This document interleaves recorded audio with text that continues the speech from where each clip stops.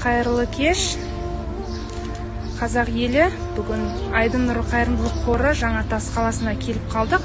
Әлібаевтар отбасыларына үйдің кілтін тапсыруға рұқсат етіңіздер.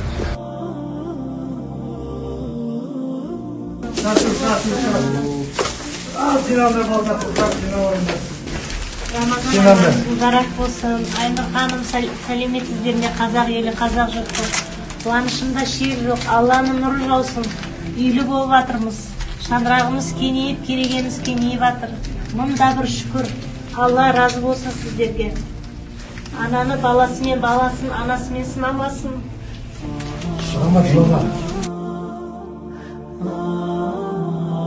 Үйдің кілтін тапсыруға рұқсат етіңіздер.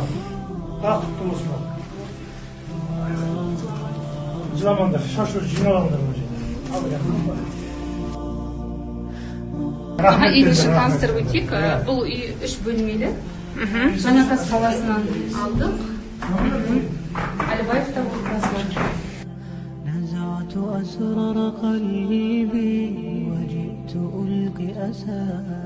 Мен осыдан 5 ай бұрын хабарласқан болатынмын. Үй мәселесі жөнінде өзім денсаулығыма байланысты үй ала алмадық. Емделдім 5 жылдан бері емделіп келе жатырмын.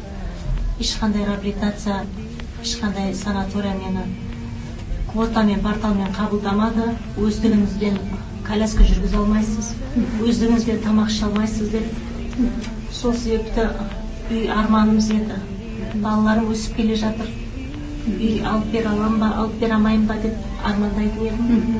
Арманымның бірі орындалып десем де болады. Айдын Нұры қорына, Айнұр ханымға, халқыма, еліме, жұртыма алғысым шексіз. Аллам сауаптан жазсын. Мен үшін қолын созған әрбір жанға бас иіп алғыс айтамын шын жүректен.